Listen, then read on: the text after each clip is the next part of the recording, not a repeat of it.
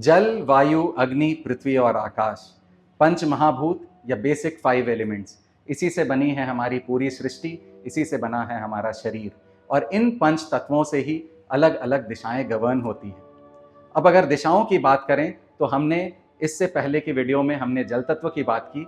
आज हम वायु तत्व की बात करेंगे, वायु तत्व के दिशाओं की बात करेंगे, वायु तत्व के अपने गुणधर्म, अपने एट्रीब्यूट्स क्या हैं, इसकी बात करेंगे और कैसे हम अपने दिशाओं को, वायु तत्व के दिशाओं को बैलेंस करके इन एट्रीब्यूट्स को अपने लाइफ में बढ़ा सकते हैं, इसकी बात करेंगे। क्या आप लाइफ में स्टक महसूस कर रहे हैं? क्या बहुत मेहनत करने के बाद भी आपको लाइफ में रिजल्ट्स नहीं मिल रहे हैं? तो हो सकता है कहीं ना कहीं आपके प्रेमाइसेस का वास्तु आपको इम्पैक्ट कर रहा है। नमस्कार, मैं हूं साकार मोहता, आपका वास्तु कंसल्टेंट एंड कोच। मैं आप लोगों के लिए लेके आया हूं एक प्रोफेशनल वास्तु कोर्स, जिसमें हम सीखेंगे पंच तत्वों को, 45 देवताओं को और 16 दिशाओं को अपने घरों में, अपने ऑफिसेज में कैसे बैलेंस करना है। तो इस प्रोफेशनल वास्तु कोर्स को करके आप ना सिर्फ अपने लाइव्स को एनहांस कर सकते हैं, बल्कि एक प्रोफेशनल कंसल्टेंट बन के आप लाखों लोगों को हेल्प कर सकते हैं और नेम, फेम एंड सक्सेस कमा सकते हैं। तो देर किस बात की, अभी कॉल करें और रजिस्टर करें मेरे प्रोफेशनल सक्सेस वास्तु कोर्स को।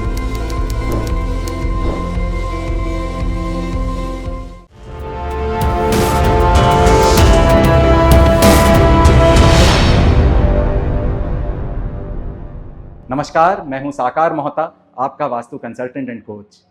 आज हम वायु तत्व की बात कर रहे हैं। सबसे पहले वायु तत्व को सुनते ही आपके जहन में, आपके मन में सबसे पहला क्या एक रिएक्शन आता है, सबसे पहला थॉट क्या आता है?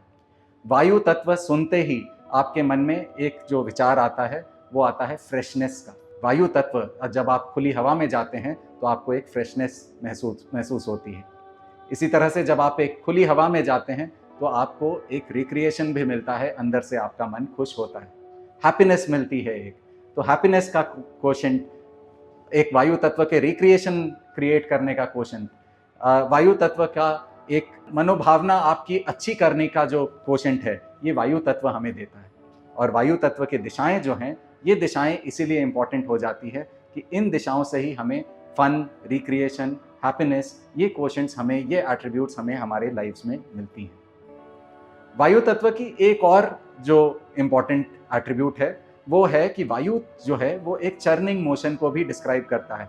वायु का जो मोशन है, विंड का जो मोशन है, एयर का मोशन है, वो कोई फिक्स्ड मोशन नहीं है। कभी हवा उल्टी चलती है, कभी लेफ्ट से राइट, कभी राइट से लेफ्ट, कभी नीचे से ऊपर, कभी ऊपर से नीचे। तो ये जो ब्राउनियन मोशन में एयर का जो मोशन होता है, वायु तत्व का मोशन होता है, यही मोशन है जो चर्निंग की एट्रीब्यूट भी हमारे लाइफ्स में ऐड करता है। तो इसीलिए एक डायरेक्शन जो कि ईस्ट ऑफ साउथ ईस्ट की डायरेक्शन है, यह चर्निंग की डायरेक्शन बताई गई है। यह डायरेक्शन बहुत इंपॉर्टेंट है। कई बार लोग कहते हैं कि यह डायरेक्शन इतनी इंपॉर्टेंट नहीं है, यहाँ पर हम टॉयलेट्स बना सकते हैं। जी हाँ, हम यहाँ टॉयलेट्स तो बना सकते हैं, पर यह डायरेक्शन इसलिए इंपॉर्टेंट है कि चर्निंग की एबिलिटी ना सिर्फ हमारे एक माइंड को चर्न करने की एबिलिटी देती है, एक एनालिसिस करने की एबिलिटी देती है। तो जब तक हम करेक्ट एनालिसिस नहीं करेंगे, हमारे डिसीजन सही नहीं होंगे। तो हमारे डिसीजंस को अगर सही रखना है तो ईस्ट ऑफ साउथ ईस्ट के जोन में, जो कि वायु तत्व की डायरेक्शन है, उस जोन में हमें किसी तरह का वास्तु दोष नहीं आने देना चाहिए। स्पेशली जो एनालिसिस के प्रोफेशन में है, कोई सीए हो या वकील हो, जिनका काम है day in day out analysis करना, तो उनके लिए ये डायरेक्शन बहुत ही इंपॉर्टेंट है। तो इस तरह से वायु तत्व कैसे हमारे लाइफ्स को गवर्न कर रही है और वायु तत्व के क्या एट्रीब्यूट्स हैं जो अगेन वायु तत्व के डायरेक्शंस, यानी ईस्ट ऑफ नॉर्थ ईस्ट से लेकर के ईस्ट ऑफ साउथ ईस्ट तक के डायरेक्शंस के एट्रीब्यूट्स बन जाते हैं, ये आपको इस वीडियो में बताने की मैंने प्रयास की है।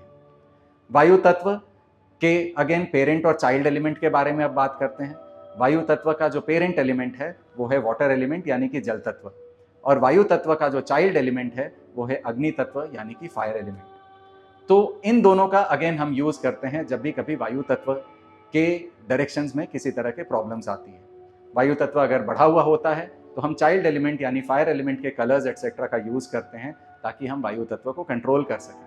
वहीं वायु तत्व कभी घटा हुआ रहता है तो वहाँ हम जल तत्व का यूज करते हैं ताकि वायु तत्व को बढ़ा सकें। तो ये घटा हुआ होना, बढ़ा हुआ होना, इन सारी चीज़ों की बातें जो है, इन सारी चीज़ों को हम डिटेल में अब मेरे कोर्स में समझते हैं। अगर आप मेरा कोर्स करना चाहते हैं तो आप दिए गए नंबरों पर आप कॉल कर सकते हैं और कॉल करके आगे आने वाले कोर्सेज़ के डेट्स पे आप रजिस्टर कर सकते हैं। अगर आप एक पर्सनल कंसल्टेशन मेरे साथ बुक करना चाहते हैं तो भी आप नंबर्स पे कॉल करें और मेरे कंसल्टेशंस का आप लाभ ले सकते हैं।